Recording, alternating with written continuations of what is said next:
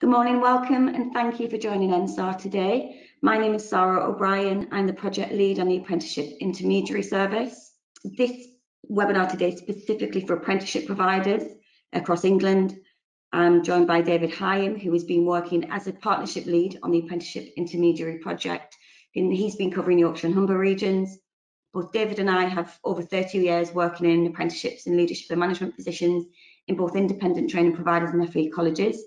We expect the webinar to take about an hour. We have Lehman Robinson, who has the important job of collecting your questions as we go through. So please do feel free to submit them at any point.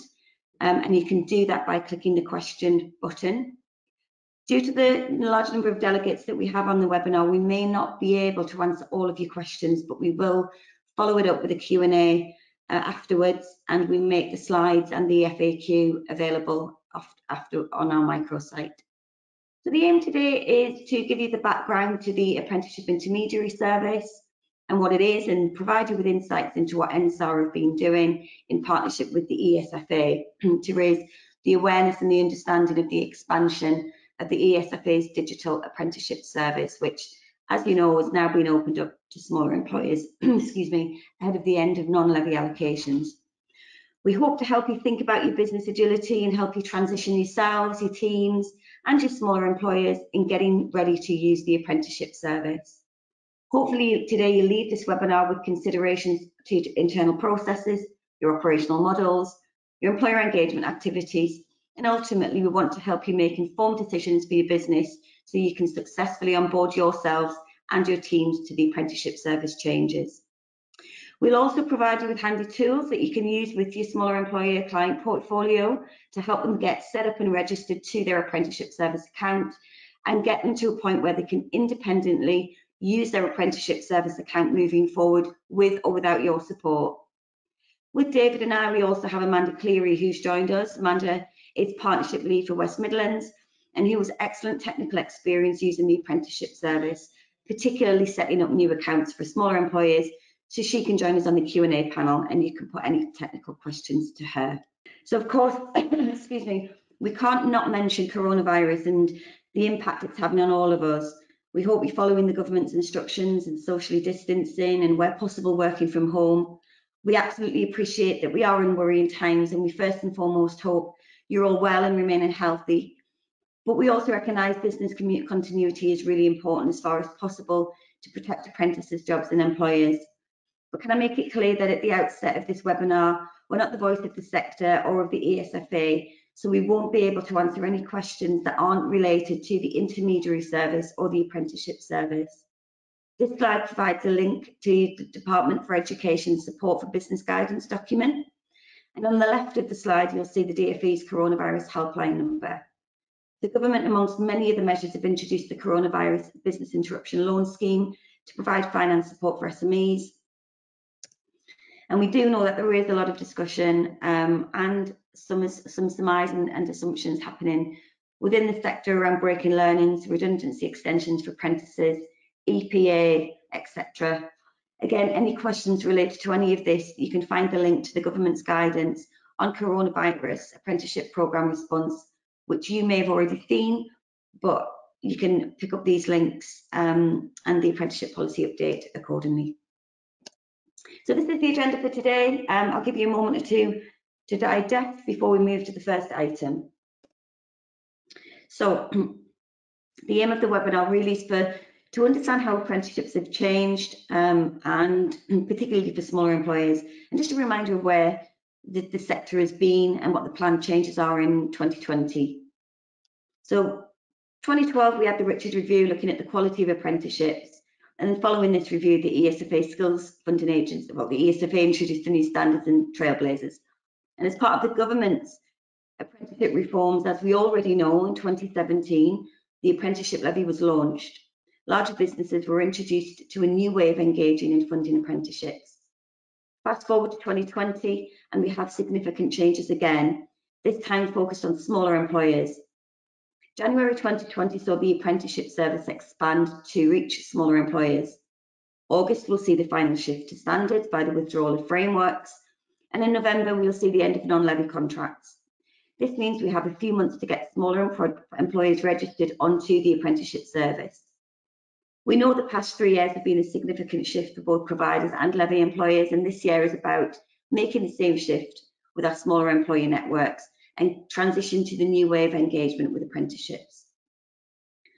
So you're already likely to know what the apprenticeship service is. It's the same system levy payers use to manage their levy funds. Smaller employers will now move to this system to access funding and manage cohorts. They will need to create a registered account on the apprenticeship service, which will enable them to reserve apprenticeship funding, accept levy funding transfers, source apprenticeship providers, and read employee feedback on training provider performance.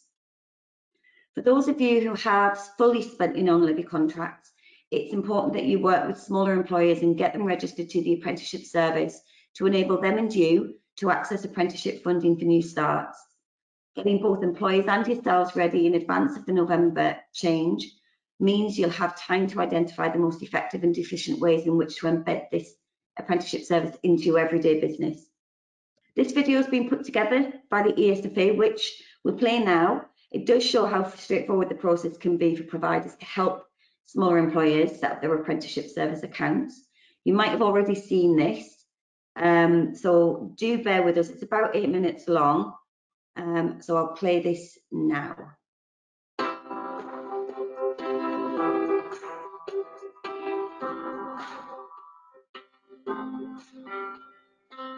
This demo is to show you the process of reserving funds and adding apprentices for non-levy payers. I'll go through some of the new functionality in both the training provider and the employer account so you can see how it works. So first of all, there's a new feature which will let you help employers to get their accounts set up.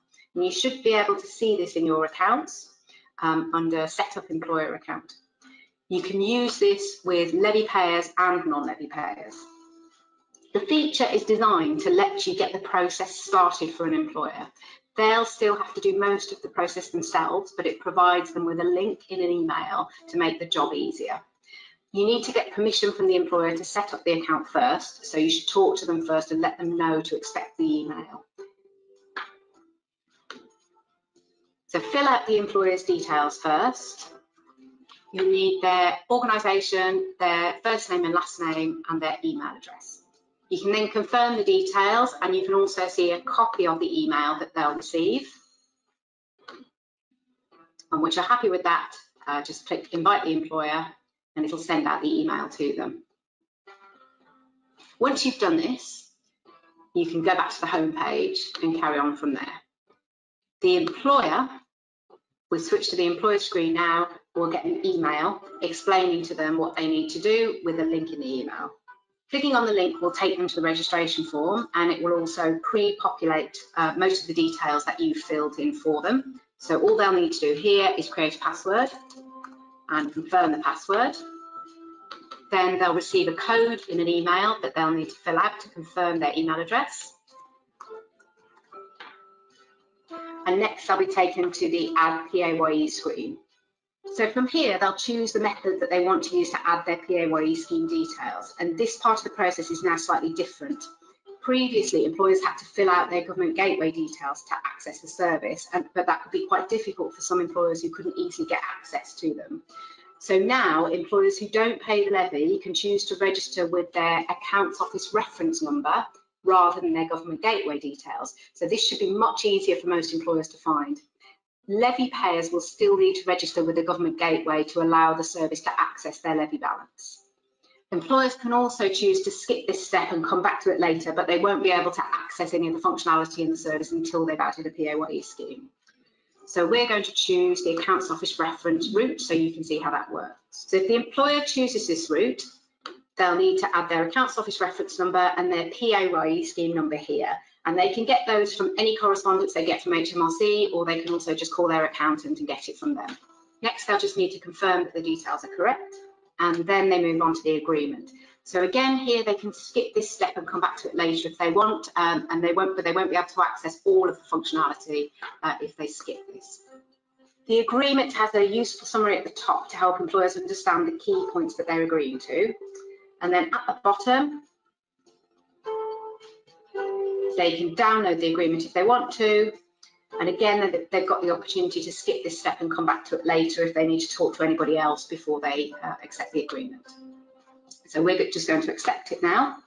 If their account's been set up by a training provider through this process, the first thing they'll see when the account's been set up is this screen, which asks them whether they would like the training provider to act on their behalf for certain functions within the account.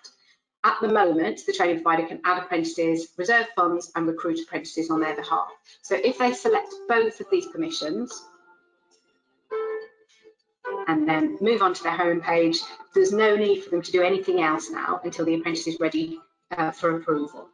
If they want to change these permissions later on, they can do that here from their home page from the training provider permissions area.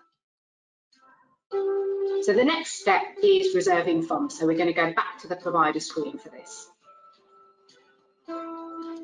Reserving funds is a new feature and it's only visible to employers who don't pay the levy. Creating a reservation means the reservation will still be honoured. So the employer can go ahead and recruit an apprentice knowing that the funds will still be available. Ideally, the reservation should be made as soon as the employer has decided to take on an apprentice, and certainly before the apprentice has been recruited. So to start with, click on Get Funding for Non-Levy Employers. To reserve funds, you'll just need to have an idea of the month that the apprentice will start and the apprenticeship they'll be doing. Select the employer that you want to reserve for on the list. You'll only see employers here who are both non-levy payers and have given you permission to reserve on their behalf. So confirm the employer that you want to reserve funds for. On this screen, you add the apprenticeship details for the reservation that you want to make. Start typing in the apprenticeship standard and then pick the correct one from the drop-down list. Next, choose the month that the apprentice will start in. This doesn't have to be exact. It can sometimes take longer than planned to recruit an apprentice. So you'll be able to start them in either the month you select here or in the following 2 months. So for example, if you pick April here, the apprentice's start date could be any time from the start of April to the end of June. This is recorded in February, so here we can see February, March and April. At the moment, we're only showing 3 months. Next, confirm the details. You can change them here if you want to, and you'll also have the opportunity to change them again when you enter the apprenticeship details on the service. Once this is done, the employer will be able to see within their account that a reservation has been made. And if we go back to the home page now, we can also see from Manage Your Funding Reserve for Non-Levy Employers, you can see a list of any reservations here, and you'll be able to see whether the reservations have been used to start an apprentice, whether they've expired after the 3-month period, or whether they're available to use. And you can see all of the reservations for employers who have given you permission here, regardless of whether the reservation has been made by you, another provider, or the employer themselves. But you'll only be able to delete reservations that you've made yourself. Once the apprentice is recruited and ready to start, you can add the details as normal. So if we go to create a cohort, just as we normally would, you can then select the employer from the list of employers who've given you permission to do this, confirm their details, and then start adding apprentice details as normal. You'll see a list here of the reservations available for that employer, and you just choose the one that you want to use. Some of the details here will be pre-populated from the reservation details, and from here you can change the standard to a different standard, and you can also change the start date as long as it's within that 3-month period specified from the date of the reservation. Fill in the rest of the details as normal. Once the details are entered, just click Add, and then carry on as you normally would to save and approve the apprentice. Once you've done this, there's a new process in place to make the approval by the employer a really quick and simple process. So we'll switch to the employer's account again now. The employer will receive an email telling them it's an apprentice to approve. They just click the link in the email, and that will take them to sign into their account. This link will take them straight to the approval page, where they can see all of the apprentice details on one page. Once they've clicked approve, the apprentice will start and the process is complete. These pages are optimised to work on phones and iPads too, so the employer can approve on the go. The process we've been through is reserving funds and adding an apprentice, where the employer has chosen for the provider to do this on their behalf. The employer can choose to do as much or as little as this as they would like from their own accounts.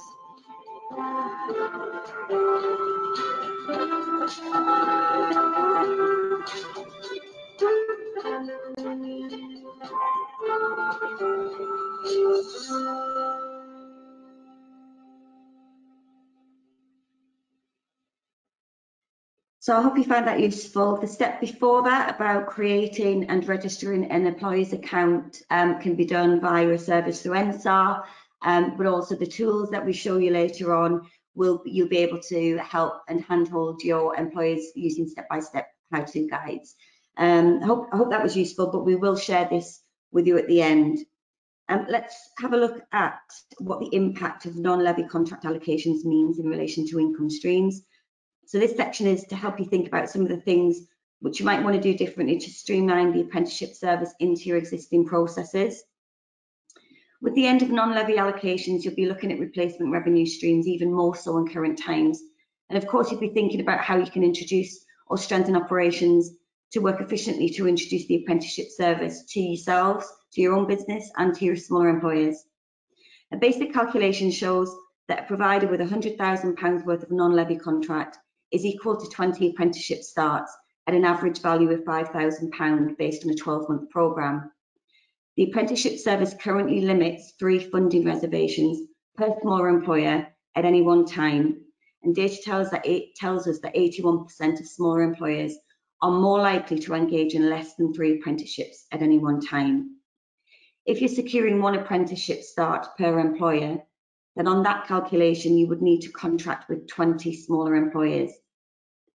But for higher value apprenticeships, say for example, a programme that's valued at 27,000, and based on that programme being a 3-year apprenticeship, by the same calculation, you would need to engage with 11 smaller employers.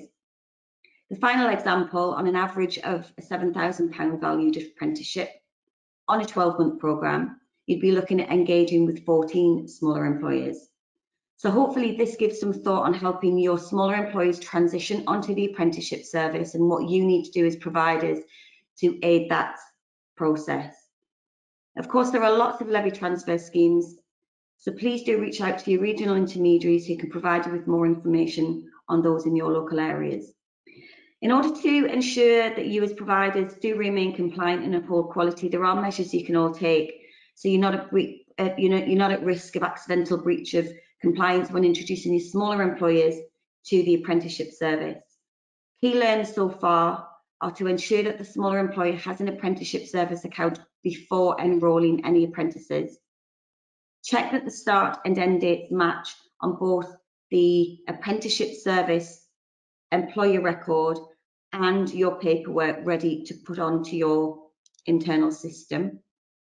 Apprenticeship details and values are, if they're not accurate, it's a challenge and a delays in approving cohorts.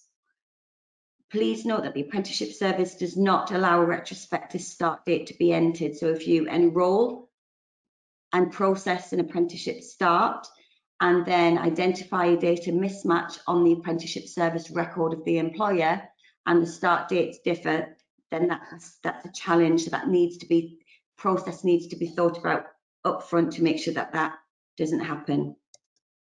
This slide shows some of the tips to help minimize those issues. Once the processes have been completed, the operations team can then add the learner to the MIS systems and help the process run smoother for employers and providers. So with 2.6 million smaller employers in England, the ESFA recognised that to reach this volume of businesses and communicate the way in which changes will take place from 2020 in relation to accessing apprenticeship funding is a big task, a big reach.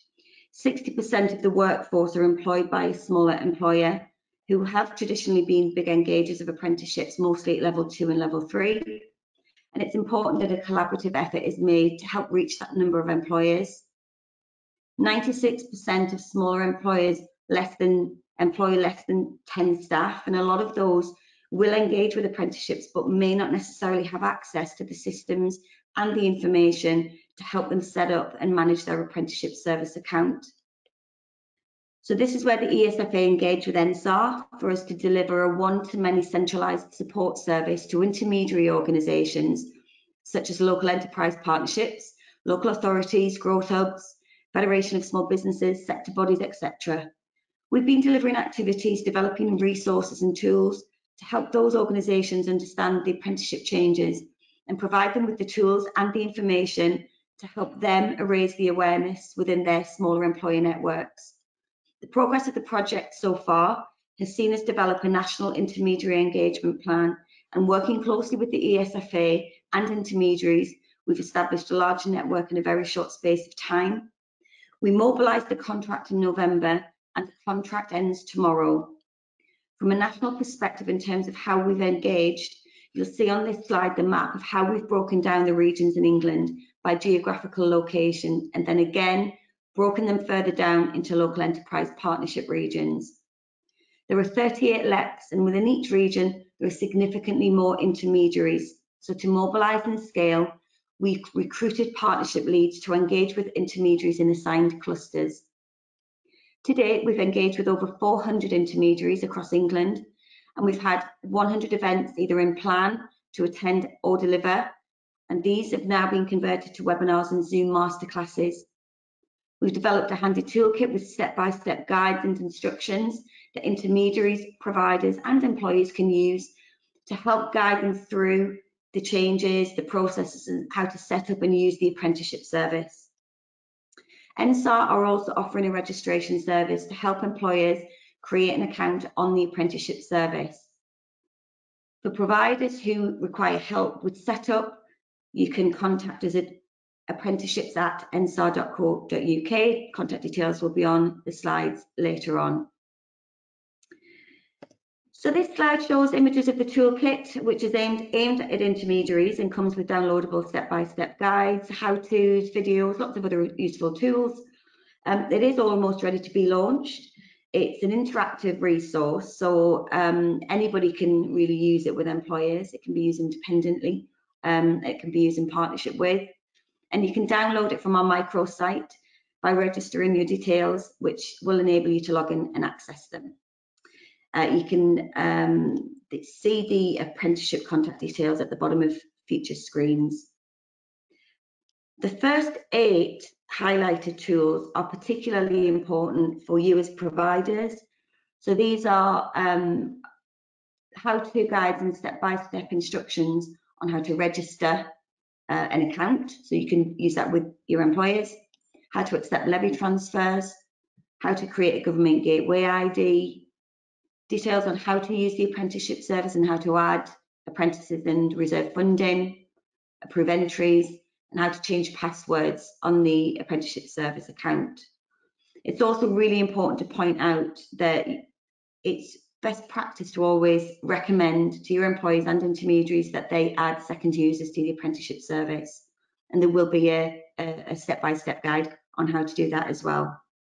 We've also launched a microsite which acts as a hub which will store the toolkit and other resources, all downloadable.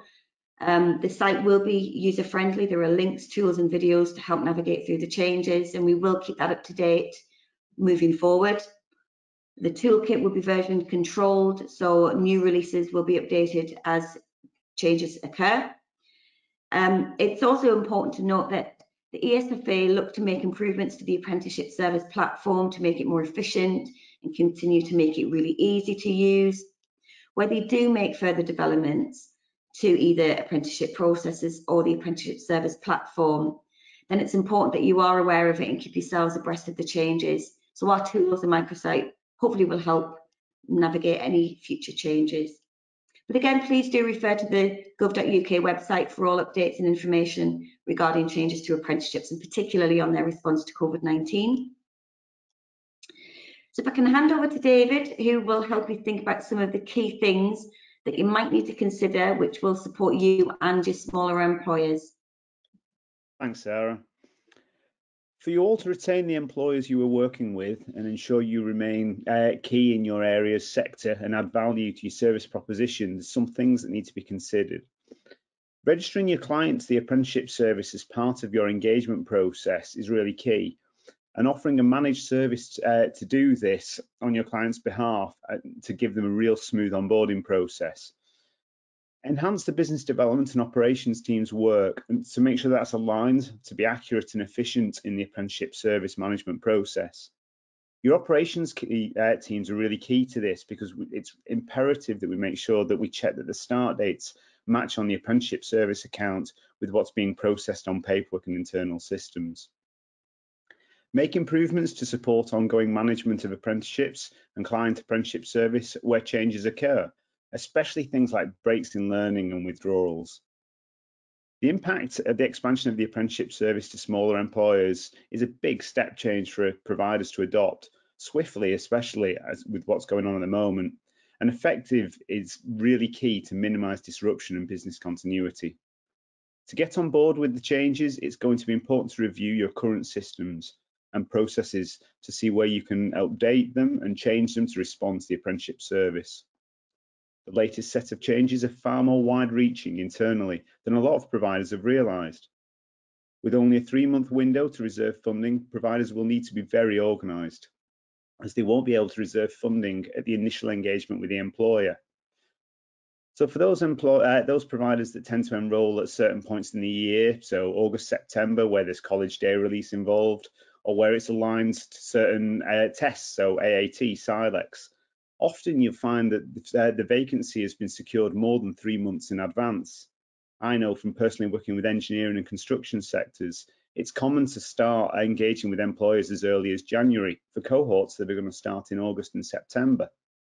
Therefore, it's very likely that providers are going to have vacancies in February. They're going to be matching with school leavers in May, having to reserve the funding in June for a start that's going to happen in September. For providers that do significant numbers like this, especially think colleges, they will need robust systems and processes to ensure that the reservation isn't forgotten about. A lot of providers are looking at separate onboarding teams to cover this and also manage the digital accounts on behalf of the smaller employers. These teams will enable remote onboarding of certain elements to keep the costs down. The age-old challenge of communications between business development, ops, and MIS will need to be overcome to ensure that withdrawals and breaks in learning are implemented quickly on the apprenticeship service account. Though through dedicated management of this account, this will minimise audit risk and also create added value within your service proposition. Now, we do recognise that some smaller providers may find it challenging in the early days to help get their employers registered and may not have capacity to manage their employer accounts on their behalf. Thinking will need to be done to ensure the accounts are set up and changes, breaks in learning, withdrawals are actioned on the employer apprenticeship service in a timely manner. In larger providers and colleges, traditionally MIS teams have been internally facing, but there will need to be significant interaction with the employer for things like withdrawals, breaks in learning. In my experience, there's no one size fits all. When it comes to communicating with the employer, the MIS team may have all the knowledge of the account, but not necessarily understand the wider relationship implications. And while the tutor is the regular interface, I would argue that managing the digital account is probably not their job. With all the challenges and the changes, income diversification is important. And what we're experiencing at present really highlights this. I suppose one of the big questions is, what new standards can you deliver that there is a market demand for? Well, first of all, let's make sure that we understand the difference between need and demand. All the LMI and market analysis tools in the world will only give you what the need is. They won't give you demand. To give you an example, a recent study commissioned by Scottish Power has come back saying that for the government to hit its 2050 net zero target by basically getting us all into electric vehicles, there will need to be 4,000 electric vehicle charging points installed every day from now until 2050. It is also predicted that twice as many electric vehicles will be sold this year than the previous 4 years combined. Now, this demonstrates real need and an obvious skills training need over the next 30 years. However, when I've spoken to house builders who have charging points as an option, they tell me that there's little or no demand. Most electricians will tell you that at present there's little or no demand. And anyone that's been delivering the EV charging installation courses will know that we've not been seeing the demand for the training that matches that need. That said, I had an inquiry last week from a large organisation with a multi-million-pound levy who wanted to train their engineers working on stair lifts and hoists. I had a quick look at the i8 site and found out that there's a dedicated level 2 standard for this that was only approved this month. However, there's currently no providers in the entire country registered to deliver it, or at least advertising on the site to say they're registered to deliver it. Therefore, there's lots of new markets out there where you can actually be able to increase income by delivering alternative standards than you've previously done. Other things to look at are what certified commercial courses could you deliver? There is a significant market out there for delivering short, non-funded certified courses. Think things like Prince 2. Unlike apprenticeships, this market is dominated by a small number of large national and international providers. And while I'm not suggesting that it would be easy to eat into their market share, diversification through an added value proposition for your existing customers alongside the new standards is really easily attainable. Another area to consider is what certified or grey courses you could deliver, uncertified or grey courses you could deliver. In the past 2 weeks, the demand for training for short courses, albeit often online, for effective home working, web conferencing has been absolutely massive. Once things have settled down, there will still be the demand for short IT courses, especially where there are technological changes. Think about how many people, even on this call now, are migrating onto Office 365. I suppose the one thing I want to ensure you take away is that your organisation from the top to the bottom really understands the scale of these changes. The reforms in 2017 felt huge. Now, while employer contribution and 20% off the job affected all employers, the digital system actually really only affected those employers who in the main had the resources internally to manage this. And we all know that this still hasn't been smooth, with some providers waiting nearly a year to get paid from some employers. When we think that all the employers from plumbers to cafes, engineering companies to hairdressers are going to be using the apprenticeship service, it is really important that we get it right first time. This won't just be about getting the money, but also about keeping it come audit time. So therefore, watch out for single points of failure. Always ensure more than one member of your staff has the knowledge and access to the apprenticeship service. Ensure your employees fully understand the part they play in the process of registration, management, and updating of the apprenticeship service. And don't skimp on the systems and processes. If you fail to reserve the funding prior to the sign-up, you will not be funded at all. Hand back to Sarah. Thank you, David. I guess the call to action now really is about what we need to do collectively and collaboratively to get smaller employees registered onto the apprenticeship service. Through the intermediary service and the work that we've been doing with lots and lots of different business intermediaries up and down the country since November, it's really become apparent that by working together to get such a significant group of businesses registered onto a brand new platform is a big task, and it requires all of us to play a part in that. So using the tools, using the step-by-step guides, watching videos, having those conversations will all help the cause. So this transition period that we're in now, which ends in November, should mean that providers, employers and intermediaries will all have a much broader understanding, a better awareness, and employers will be ready to use the apprenticeship service by the 31st of October. So the call to action: get smaller employees registered onto the apprenticeship service. I'm really keen to hear from employers and providers on their experience in using it, so good, bad and ugly, and we can share those with the ESFA and we can put them onto the Microsite. Again, share your feedback and your learnings with us. Follow us on social media for updates, register to our Microsite. And this slide just shows our contact details and a couple of other videos that you might find useful. So just have a look at any questions that have come in.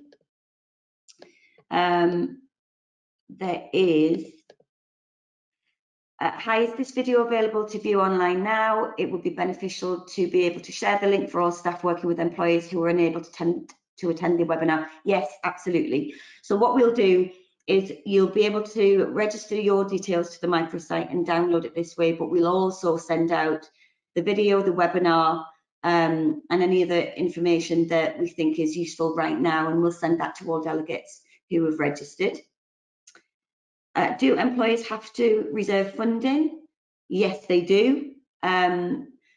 Right now they are in a transition period, so any providers with non-levy contracts still to spend, employers can choose to use those apprenticeship providers, whereby there are providers who don't have, who've spent the non-levy contracts, then employees will have to, if they chose to use that provider, then they would have to reserve funding on the apprenticeship service, so set an account up and then make the reservations that way. They could also access levy transfers, but again, as said in the slides, that will have to be done on the apprenticeship service. Let's see if there's any more coming in. Nope, there isn't. Amanda, do you have any tips that you might want to share with the providers on the technical elements of the apprenticeship service? Hello. Yes, I think the most important thing is getting people registered onto the service. I've gone through it quite a few times, and I think once you've done it once and you understand how the service actually works, it's a lot more simpler than people think. It's just about having those right conversations with people early on, so that you're not in a situation where you've got a lot of employers, but no one's registered on the account and you're missing out on getting paid. Again, in relation, I think, to some of the things that we've heard, what people are actually doing, what organisations are doing, they're looking at the very beginning, the front end engagement process to make sure the right information is taken, and then they're having sort of step-by-step quality checks throughout that whole onboarding piece, and then into the operation and the MIS teams to make sure that, you know, they capture any data mismatches or anything that doesn't appear to look correct, and they're capturing it early on by having those conversations early on. So I think it's more about the making sure the compliance and the data is accurate. So I do hope today's been useful. We will be sharing our contact details in the slides, as I've said, and please do feel free to contact us if you want any help registering your smaller employers onto the apprenticeship service, because we've got a desk-based support that can do that on their behalf. Thanks ever so much for your time today. Everybody stay safe. Thank you.